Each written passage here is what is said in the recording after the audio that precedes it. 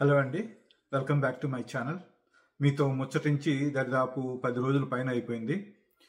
Video చేద్దాం అనుకుంటూనే అలా కాలం గడిచిపోయిందండి.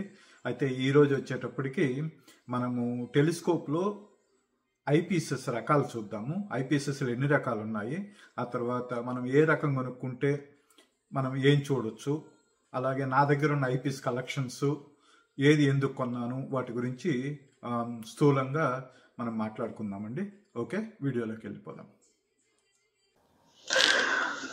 సో ఇప్పుడు మనము ఈ కీలకమైన భాగాలపై దృష్టి పెట్టే ముందు కొంచెం వెనక్కి వెళ్ళి పెద్ద చిత్రాన్ని చూద్దాము. ఈ టెలిస్కోప్లు మనకి విశ్వం యొక్క అద్భుతాలను చూపించే కిటికీలు లాంటివి అన్నమాట. అంటే అవి దూరంగా ఉన్న ఖగోళ వస్తువుల నుంచి కాంతిని సేకరించి ఆ కాంతిని ఒక బిందువు వద్ద కేంద్రీకరిస్తాయి అన్నమాట. కేంద్రీకరించి అవి మనకి కళ్ళకి చూపిస్తాయి. కాకపోతే ఈ టెలిస్కోప్ ఒక్కటే మనకి కొంటే సరిపోదు. మొత్తం కథ టెలిస్కోప్ తోటే రాదనమాట. ఆ టెలిస్కోపు మన కంటికి ఆ బొమ్మను చేరవేయాలంటే ఐపీస్ కావాలి. ఓకే, ఇక్కడే ఐపీస్ రంగంలోకి ప్రవేశిస్తుంది అనమాట. ఈ ఐపీస్ అనేది ఈ టెలిస్కోప్కి మన కంటికి మధ్య వంతెనగా పనిచేస్తుంది. ఐపీస్ లేదనుకోండి, మనకి ఈ టెలిస్కోప్ ఎలాంటిదంటే వ్యూ ఫైండర్ లేని కెమెరా లాగా ఉంటుంది అనుకోవాలన్నమాట. వ్యూ ఫైండర్ లేకపోతే కెమెరాలో ఏం చూస్తాం, ఏం చూడలేం కదా. సో అలా అనమాట ఈ ఐపీస్. అయితే ఈ ఐపీస్ కొనేటప్పుడు ముఖ్యంగా 3 రకాల లక్షణాలను దృష్టిలో పెట్టుకోవాలి. ఒకటి మ్యాగ్నిఫికేషను, 2 ఫీల్డ్ ఆఫ్ వ్యూ, 3వది నాణ్యత. మ్యాగ్నిఫికేషన్ అంటే ఇది ఒక వస్తువుని తీసుకొని మన కంటికి ఏ ఆచ్ఛాదన లేకుండా కళ్ళతో చూస్తే కనిపించేదానికంటే మ్యాగ్నిఫై చేసి చూపించే, అంటే ఎంత మ్యాగ్నిఫై చేస్తుందని చూపించేదాన్ని ఈ మ్యాగ్నిఫికేషన్ అంటాం అనమాట. ఇప్పుడు శని యొక్క వలయాలు అంటే రింగ్స్, శని రింగ్స్, సాటర్న్ రింగ్స్, లేదా బృహస్పతి పట్టీలు మనం చూడాలనుకున్నాం అనుకోండి, దానికి సరైన మ్యాగ్నిఫికేషన్ ఎంచుకోకపోతే మనకేం కనిపించవు అనమాట కదా. సో సరైన మ్యాగ్నిఫికేషన్ ఎంచుకోవడం మొదటిది. ఇంకొకటి ఏంటంటే field of view. Field of view అంటే ఈ ఐపీస్ వాడినప్పుడు ఆకాశంలో ఒకేసారి మనం ఎంత భాగాన్ని చూడగలుగుతున్నాము అనేది ఫీల్డ్ ఆఫ్ వ్యూ. ఐపీస్లో కనుగొన్నప్పుడు ఫీల్డ్ ఆఫ్ వ్యూ 40 degrees ఉండేదండి. ఇప్పుడు 100 degrees దాకా ఫీల్డ్ ఆఫ్ వ్యూ ఉంది, 110 కూడా ఉంది. సో మీరు 40 degrees ఫీల్డ్ ఆఫ్ వ్యూలో ఆకాశాన్ని చూస్తే కొంచెం భాగమే కనిపిస్తుంది. 110 degrees ఫీల్డ్ ఆఫ్ వ్యూ ఉన్న ఐపీస్ చాలా కనిపిస్తుంది అనమాట. సో మీరు 110 degrees field of view eyepiece తోటి ఆకాశాన్ని చూస్తే నిజంగా అది ఒక సినిమా స్కోప్ బొమ్మ అనమాట. కారణం ఏంటంటే మనకి కన్ను 50 degrees ఫీల్డ్ ఆఫ్ వ్యూని చూడగలదు అనమాట ఒకసారి. 110 అంటే 2 times కంటే ఎక్కువ. అంటే కంటిని అట్లా ఇట్లా తప్పితే మీకు అది మొత్తం చూడలేరు అనమాట. సో ఐపీఎస్లో ఫీల్డ్ ఆఫ్ వ్యూ అనేది రెండోది ఇంపార్టెంట్ అయింది. ఇక మూడోది ఏంటంటే నాణ్యత అండి. ఐపీఎస్లు చాలా రకాలు, చాలా కంపెనీలు చేస్తాయి. కాకపోతే కొన్ని చీప్ ఐపీసెస్ ఉంటాయి, కొన్ని ఏమో ఎక్స్పెన్సివ్ ఐపీసెస్ ఉంటాయి. మరీ చీప్ ఐపీసెస్ కాకుండా మరీ ఎక్స్పెన్సివ్ ఐపీసెస్ కాకుండా మధ్య మార్గంగా వెళ్తే మనకి తృప్తి కలుగుద్ది అనమాట. ఇప్పుడు ఏదన్నా ఖగోళ బొమ్మలు చూసేటప్పుడు మనకి ఓకే, ఇది నేను చూశాను, దాంతో బృహస్పతిలో పట్టీలు కనిపెట్టగలుగుతున్నాను, లేకపోతే సాటర్న్లో రింగ్స్ కనిపిస్తున్నాయి. సో ఇవన్నీ చూడాలంటే కొంచెం నాణ్యమైన ఐపీఎస్కి వెళ్తే మంచిది. ఇప్పుడు టెలిస్కోప్లో రకాలు ఉన్నట్టే మనకి ఐపీసెస్లో కూడా రకరకాలు ఉన్నాయండి. సో ఐపీసెస్లో మనకి ప్రధానంగా 4 రకాల ఐపీస్లు దొరుకుతున్నాయి. ఒకటి వచ్చేసి ప్లోసెల్, 2 కెల్నర్, 3 ఆర్థోస్కోపిక్, 4 వైడ్ ఫీల్డ్ లేదా నాగ్లర్ అని. సో టెక్నాలజీ అభివృద్ధి చెందే కొద్ది ఈ రకరకాల డిజైన్లు కూడా మనకు అందుబాటులో వచ్చాయి. అయితే బేసిక్గా వీటికి డిఫరెన్స్ ఏంటంటే ఈ కెల్నర్లో 3 లెన్సులు వాడతారు. ఫీల్డ్ ఆఫ్ వ్యూ వచ్చేటప్పటికి 45 degrees ఉంటుంది. ఈ ఐపీస్ మనకి ఇమేజ్ పెద్దగా కనపడాలనుకున్నప్పుడు వాడతాం అనమాట. అంటే ఇవి జనరల్గా F10 టెలిస్కోప్స్ కంటే ఫోకల్ రేషియో 1:10 ఉన్నప్పుడు వీటిని వాడతారు. కారణం ఏంటంటే వీటి మ్యాగ్నిఫికేషన్ చాలా ఎక్కువ ఉంటుంది అనమాట. సో చాలా ఎక్కువ ఉన్నప్పుడు మీకు టెలిస్కోప్ మ్యాగ్నిఫికేషన్ సరిగా లేనప్పుడు ఇది వాడితే ఇమేజ్ మీకు బ్లరీగా ఉంటుంది, అసలు ఏం కనిపించని కూడా కనిపించకపోవచ్చు అనమాట. ఈ కెల్నర్ ఐపీసెస్లో ప్రధానమైన సమస్య వచ్చేటప్పటికి ఇంటర్నల్ రిఫ్లెక్షన్ ఉంటుంది. అయితే ఈ మధ్య కాలంలో యాంటీ రిఫ్లెక్షన్ కోటింగ్స్ రావడం వల్ల ఈ సమస్య చాలా వరకు తగ్గిపోయింది. ఇంతకుముందు చెప్పుకున్నట్టే వీటిని F6 లేదా అంతకంటే ఎక్కువ ఫోకల్ లెంగ్త్ ఉన్న టెలిస్కోపుల్లో వాడితే క్రోమాటిక్ అబరేషను, ఆస్టిగ్మాటిజము, ఇంటర్నల్ రిఫ్లెక్షను ఇవి లేకుండా కొంచెం ప్రస్ఫుటంగా బొమ్మ కనిపిస్తుంది. అంతకంటే F6 కంటే తక్కువ వాడినట్లయితే ఇవన్నీ సమస్యలన్నీ తెలుస్తాయి మనకి. వీటికి సరళమైన తయారీ విధానం వల్ల ఇవి సరసమైన ధరల్లో దొరుకుతాయి మనకి. డీసెంట్ ఇమేజ్ని కూడా ఇస్తాయి. కానీ ఇంతకుముందు చెప్పుకున్నట్లు ఫోకల్ రేషియో 6 లేదా పైబడ్డ టెలిస్కోపుల్లో మాత్రమే ఇవి వాడటానికి అనువుగా ఉంటాయి. అంతేకాకుండా నారో ఫీల్డ్ ఆఫ్ వ్యూ ఉంటుందన్నమాట. So narrow field of view ఉండడం వల్ల ఆకాశంలో ఎక్కువ భాగాన్ని వీటిని వాడడానికి, అంటే ఎక్కువ భాగాన్ని చూడడానికి వీటిని వాడలేమన్నమాట. ఇక ఆర్థోస్కోపిక్ ఐపీసెస్కి వస్తే వీటిని 4 లెన్సులు వాడి తయారు చేస్తారు. కాబట్టి ఇమేజ్ కొద్దిగా స్పష్టంగా కనిపిస్తుంది. అయితే వీటికి కూడా ఫీల్డ్ ఆఫ్ వ్యూ 40 నుంచి 45 డిగ్రీస్ ఉండడం వల్ల ఇవి కూడా అంటే గ్రహాలు, చందమామ లాంటి చిన్న చిన్న ఖగోళ వస్తువులను చూడడానికి ఉపయోగపడతాయి. కానీ గెలాక్సీలు లేదా డీప్ స్పేస్ ఆబ్జెక్ట్స్ చూడాలంటే ఆకాశంలో ఎక్కువ భాగాన్ని చూడాల్సి వస్తుంది మనము. కాబట్టి కెల్నర్ ఐపీసెస్ లాగా వీటిని కూడా వాడడానికి ఇది కుదరదు అనమాట. కెల్నర్ ఐపీసెస్లో పోలిస్తే ఇవి కొంచెము. ఇక 3వ రకం ఐపీసెస్కి వస్తే వీటిని ఫ్లోసెల్ ఐపీసెస్ అంటాము. నా దగ్గర ఫ్లోసెల్ ఐపీసెస్ లాగా కనిపించే ఐపీసెస్ ఉన్నాయి, కానీ ఇవి ఫ్లోసెల్ కాదండి. కారణం ఏంటంటే ఫ్లోసెల్ ఐపీసెస్ అంటే 50 నుంచి 52 డిగ్రీలు ఉంటుంది వాటి ఫీల్డ్ ఆఫ్ వ్యూ. కానీ నా దగ్గర ఉన్నాయన్నీ కూడా అబౌవ్ 60 డిగ్రీస్. కానీ చూడడానికి ఇలా ఉంటాయన్నమాట ఈ ఫ్లోసెల్ ఐపీసెస్. ఇవి వచ్చేటప్పటికి అటు డీప్ స్పేస్ ఆబ్జెక్ట్స్, ఇటు గెలాక్సీలని, నెబులాలని మొదలైన వాటితో పాటు ఈ గ్రహాలను చూడడానికి కూడా పనికొస్తాయి. మనము ముందు చెప్పుకున్నట్టు కెల్నరు ఆర్థోస్కోపిక్ ఐపీస్ కంటే ఇవి కొంచెం ఎక్కువ ఫీల్డ్ ఆఫ్ వ్యూ తోటి వస్తాయి. వీటి ఫీల్డ్ ఆఫ్ వ్యూ వచ్చేటప్పటికి సుమారుగా 50 నుంచి 52 డిగ్రీలు ఉంటుంది. ఐ రిలీఫ్ కూడా బాగానే ఉంటుంది. ఐ రిలీఫ్ అంటే ఏం లేదు, మనం కళ్ళజోడు పెట్టుకున్నా కూడా వీటిని ఉపయోగించి చూడడానికి వీలుగా ఉంటుంది అన్నమాట. ధర కూడా అటు ఇటు కొంచెంగా అందుబాటులోనే ఉంటుంది. అయితే ఇవి ఇమేజ్ అంచుల వద్ద కొద్దిగా డిస్టార్షన్ కలుగజేస్తాయి. అలాగే తర్వాత 4వ రకమైన నాగ్లర్ ఐపీస్లు అంత వైడ్ ఫీల్డ్లో కూడా ఇవి దొరకవు అన్నమాట మనకి. ఇక చివరిగా 4వ రకము వైడ్ ఫీల్డ్ ఐపీసెస్ లేదా నాగ్లర్ ఐపీసెస్ అంటారు. నా దగ్గర ఉన్న ఐపీసెస్ అన్నీ కూడా ఇవేనండి, అన్ని వైడ్ ఫీల్డ్ ఐపీసెస్. కారణము నా స్కోప్ వచ్చేటప్పటికే చాలా నారో ఫీల్డ్ ఉంటుంది. కాబట్టి నాకు నారో ఫీల్డ్ కంటే కూడా వైడ్ ఫీల్డ్ ఐపీసెస్ అయితే బెటర్ అని చెప్పేసి నా దగ్గర ఉన్న అన్నీ కూడా 60 డిగ్రీస్ అండ్ అబోవ్ ఉన్న ఐపీసెస్ ఉన్నాయి. అయితే ఈ నాగ్లర్ లేదా వైడ్ ఫీల్డ్ ఐపీసెస్ ఇప్పుడు దొరుకుతున్న అత్యుత్తమ ఐపీసెస్లో ఇవి ప్రధానమైనవి. వీటిని వరల్డ్ వార్ 1 వచ్చినప్పుడు మిలిటరీ అప్లికేషన్ కోసం కనిపెట్టారు. అప్పట్లో వీటి ఫీల్డ్ ఆఫ్ వ్యూ 50 డిగ్రీస్గా ఉండేది. అయితే ఇప్పుడు 82 డిగ్రీలు లేదా అంతకంటే ఎక్కువ, అంటే 100-110 డిగ్రీస్ దాకా కూడా ఈ వైల్డ్ ఫీల్డ్ ఐపీసెస్లో దొరుకుతున్నాయి.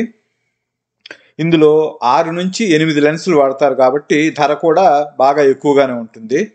అయితే మన కళ్ళ న్యాచురల్గా 50 డిగ్రీస్ ఐ ఫీల్డ్ని కలిగి ఉంటుంది అనమాట. మన కళ్ళు న్యాచురల్ ఫీల్డ్ ఆఫ్ వ్యూ చూసుకుంటే 50 డిగ్రీస్ ఉంటుంది.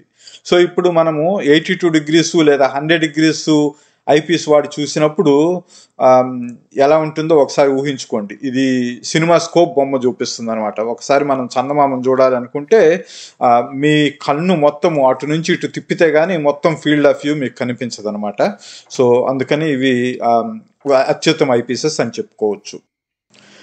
అలాగే ఈ వైడ్ ఫీల్డ్ లేదా నేగులర్ ఐపీసెస్ మనము నక్షత్ర సముదాయాలను చూడాలన్నా, లేదా గెలాక్సీని చూడాలన్నా, లేదా నెబులాలను చూడాలన్నా కూడా బాగా పనికొస్తాయి. అంచుల వద్ద కూడా బొమ్మ బాగానే కనిపిస్తుంది. ప్రతికూలత విషయానికి వస్తే ఇవి బరువుగా ఉంటాయండి. ఒక్కొక్కసారి ఇవి బరువుగా ఉండటం వల్ల టెలిస్కోప్ బ్యాలెన్స్ చేసేటప్పుడు కూడా కొంచెం ఇబ్బంది పడతాము. ఎందుకంటే బ్యాక్ సైడ్ బరువు ఎక్కువైనప్పుడు జాగ్రత్తగా బ్యాలెన్స్ చేసుకోవాలి. సో అవన్నమాట ఐపీసెస్లో రకాలు.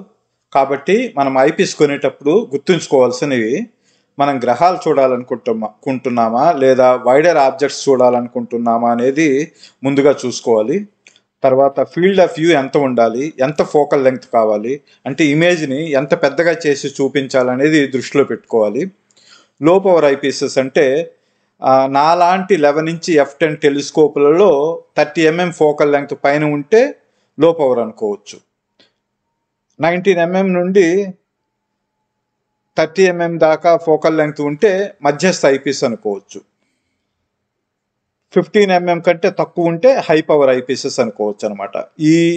ఈ ఐపీసెస్లో ఫోకల్ లెంగ్త్స్ మీ టెలిస్కోప్ అపర్చర్ బట్టి మారుతుంటాయి. సో నేను చెప్పినవి నా టెలిస్కోప్ 11 ఇంచెస్కి ఈ ఐపీసెస్ ఫోకల్ లెంగ్త్స్ ఈ రకాలుగా చెప్పుకోవచ్చు అనమాట. అంటే 30 mm పైబడితే లో పవరు, 19 నుంచి 30 దాకా ఫోకల్ లెంగ్త్ ఉంటే మధ్యస్థ ఐపీసెస్, 15 mm కంటే తక్కువ ఉంటే హై పవర్ ఐపీసెస్ అని 11 mm f10 టెలిస్కోప్కి చెప్పుకోవచ్చు అనమాట. అలాగే మనం ఐపీస్ సెలెక్ట్ చేసుకునేటప్పుడు మ్యాగ్నిఫికేషను 1 అంగుళం అపర్చర్కి 50 రెట్ల కంటే ఎక్కువ కాకుండా చూసుకోవాలండి. అంటే మీ దగ్గర f4 100 mm అపర్చర్ టెలిస్కోప్ ఉందనుకోండి, ఇది సుమారుగా 4 అంగుళాల అపర్చర్ టెలిస్కోప్. అంటే మన మ్యాగ్నిఫికేషను 200 రెట్లకు పైబడకుండా చూసుకోవాలి. ఓకేనా? ఇంతకుముందు చూసాం కదా, మ్యాగ్నిఫికేషన్ రావాలంటే టెలిస్కోప్ ఫోకల్ లెంగ్త్ని ఐపీస్ ఫోకల్ లెంగ్త్ తోటి భాగించాలన్నమాట. అంటే మనకి 200 రెట్ల మ్యాగ్నిఫికేషను f4 100 mm టెలిస్కోప్ కావాలంటే 400ని 200 చేత డివైడ్ చేస్తే 2 mm ఐపీస్ దాకా వెళ్ళొచ్చు అనమాట. కానీ ఒకటి గుర్తుపెట్టుకోండి, హై పవర్ ఐపీసెస్కి వెళ్ళే కొద్దీ ఇమేజ్లో స్పష్టత కోల్పోతాం అనమాట. అయితే ఇన్ని ఉన్నా కానీ ఇప్పుడు నేను ఎక్కువగా వాడే ఐపీసెస్ వచ్చేటప్పటికి ఈ 23 mm ఐపీస్ ఒకటి, 19 mm ఐపీస్ ఒకటి, అవి ఎక్కువగా వాడతాను. ఒక్కోసారి వీటి ద్వారా చందమామను చూసేటప్పుడు ఎలా ఉంటుందంటే అండి, మన విమానాలు వెళ్తుంటాయి అన్నమాట. సడన్గా విమానం వచ్చేసి చంద్రుడిని దాటుకుంటూ వెళ్ళిపోతుంది. అలాగే ఒక్కొక్కసారి ఉల్కలు పడుతుంటాయి అన్నమాట. సో ఆ ఉల్క కూడా ఆ చంద్రుడిని దాటుకుంటూ వెళ్ళి పడుతుంది అనమాట. ఆ దృశ్యాలు చూసినప్పుడు ఆ వర్ణనాతీతంగా ఉంటాయన్నమాట. మనకి ఆ ఆనందము అనుభవిస్తే కానీ తెలియదు. సో ఆ రకంగా ఈ ఐపీసెస్ని నేను విజువల్ అబ్జర్వేషన్కి వాడుతున్నాను. అయితే ఇప్పుడు నేను ఇన్ని ఐపీసెస్ ఎందుకు కొన్నాను అంటే వాటికి ఒక్కొక్క దానికి ఒక్కొక్క కథ ఉందండి. మొట్టమొదటగా నేను టెలిస్కోప్ కొన్నప్పుడు నాకు టెలిస్కోప్తో పాటు వచ్చింది ఈ సెలెస్ట్రాన్ 23 mm 80 degrees field of view ఉండే ఐపీస్ వచ్చింది. సో అది పెట్టుకొని మొదటి రోజు బ్యాక్ యార్డ్లోకి వెళ్ళి టెలిస్కోప్ని నక్షత్రానికి వేసి చూద్దామంటే నాకేం కనిపించేది కాదనమాట. సో ఆ రోజు ఏమైందంటే చందమామని చూద్దాం అనుకున్నాను నేను యాక్చువల్గా. కానీ చందమామ దగ్గర ఇంకొక గ్రహం ఉందన్నమాట. అది ఏ గ్రహమో కూడా తెలియదు. ఆ తర్వాత నేను చందమామకి టెలిస్కోప్ని ఫోకస్ చేశాను అనుకోకుండా ఆ గ్రహము నాకు ఐపీస్లో కనిపించింది. ఆ గ్రహము వీనస్. ఎంత అద్భుతంగా ఉందో అసలు, ఆ అనుభూతి చెప్పలేదన్నమాట. సో మొట్టమొదటగా నేను నా టెలిస్కోప్లో అనుకోకుండా ఈ 23 mm ఐపీస్ ద్వారా వీనస్ని చూశాను అనమాట. అది ఎట్లుందంటే మన అర్ధచంద్రాకారంలో వీనస్కి ఫేజెస్ ఉంటాయి కదా. సో అర్ధచంద్రాకారంలో మొట్టమొదటిసారిగా వీనస్ని చూశాను అనమాట నేను. ఇక ఆ తర్వాత రోజు చంద్రుడిని చూద్దామని టెలిస్కోప్ని సెట్ చేస్తే నాకు ఎంత చూసినా కానీ నా ఐపీస్లో చంద్రుడికి వైపుకి టెలిస్కోప్ని తిప్పినా కానీ చంద్రుడు కనిపించట్లేదు అనమాట. సో ఇది కాదు విషయం అని చెప్పేసి ఏం చేశానంటే ఐపీస్ని తీసేసి డయాగోనల్ ద్వారా ఆ చంద్రుడు చాలా ప్రకాశంగా వెలిగిపోతుంటది కదా పౌర్ణమి రోజు, అది కూడా. సో ఆ కాంతి నేను డయాగోనల్లో చూసుకొని, ఆ డయాగోనల్లో ఆ కాంతి వచ్చిన తర్వాత ఈ ఐపీస్ పెట్టుకొని ఆ తర్వాత రోజు చంద్రుడిని చూశాను అనమాట. అప్పుడు కూడా ఈ 23mm ఐపీస్ ద్వారా చూశాను. అయితే ఈ 23mm నాకెందుకో నా టెలిస్కోప్కి కొంచెం నేరో ఫీల్డ్గా ఉందన్నమాట. నేరో ఫీల్డ్ అనే దానికంటే కూడా మధ్యస్థంగా ఉంది కాబట్టి నేను ఆకాశంలో ఆ ఆబ్జెక్ట్స్ని తొందరగా గుర్తుపెట్టాలంటే నాకు లో పవర్ ఐపీస్ అవసరమైందనమాట. అందుకని నేను ఈ 38mm ఐపీస్కి వెళ్ళాను అనమాట. సో ఈ 30mm ఐపీస్ ఏం చేస్తుందంటే ఆకాశంలో మనకి ఎక్కువ భాగాన్ని చూపిస్తుంది. సో ముందు ఈ 38mm పెట్టుకొని ఆ తర్వాత ఆబ్జెక్ట్స్ ఎక్కడున్నాయో చూసుకొని వాటి దగ్గర ఈ టెలిస్కోప్ అలైన్ చేసుకొని ఆ తర్వాత ఈ లో పవర్ ఐపీసెస్కి పెట్టుకొని చూసేవాడిని అనమాట. అలా 38mm కొనాల్సి వచ్చింది. ఆ తరువాత చంద్రుడిని ఫుల్లుగా చూడాలనిపించేది అనమాట నాకు. 23mmలో చూసినప్పుడు ఏమైందంటే చంద్రుడితో పాటు పక్కన కూడా ఇంకా కొన్ని కొంత ఆకాశం కనిపించేది. కానీ చంద్రుడి వరకు పూర్తిగా ఫుల్ డిస్క్ కనిపించే ఐపీస్ ఏదా అనుకుంటే నాకు 19mm ఐపీస్ కనిపించింది అనమాట. సో కేవలం చంద్రుడిని చూడడం కోసము ఈ 19mm ఐపీస్ కొన్నాను అనమాట. సో అది చంద్రుడిని చూడడం కోసం కొన్నా కూడా వేరే గ్రహాలను చూడడానికి కూడా నాకు బాగా ఉపయోగపడేది అనమాట ఈ 19mm ఐపీస్. ఆ తర్వాత ఇక్కడ కనిపిస్తున్న 20mm ఉంది కదా, ఈ 19mm ఉంది, 20mm ఉంది, పెద్ద ఉపయోగం ఏముంది అనుకోవచ్చు. కాకపోతే ఏమైందంటే నేను మొట్టమొదట ఈ 19mm కొనే ముందు అసలు ఈ ఎస్వి బోని 20mm ఎలా ఉంటుందా అని ట్రై చేయడం కోసం కొన్నాను. ఇది తక్కువలో వచ్చింది. కాకపోతే అది అంత నాకు సాటిస్ఫై అవ్వక దాని బదులు 19mm కొనాల్సి వచ్చింది అనమాట. సో అలా ఈ 20mm 19mm రెండు నా అమ్ముల పొద్దులో చేరాయి. ఆ తర్వాత గ్రహాలను చూసేటప్పుడు అంటే శని గ్రహాన్ని చూసేటప్పుడు కానీ, బృహస్పతిని చూసేటప్పుడు కానీ, గురుగ్రహాన్ని చూసేటప్పుడు కానీ అవి నాకు చిన్నగా కనిపించావు అనమాట. సో ఎందువల్ల నా దగ్గర ఉండే ఐపీసెస్ మీడియం రేంజ్ ఐపీసెస్ అంటే 19mm దాకా ఉన్నాయి. కొద్దిగా పెద్దగా కనిపించాలంటే హై పవర్కి వెళ్ళాలని చెప్పేసి 9mm 7mm ఐపీసెస్ కొన్నాను.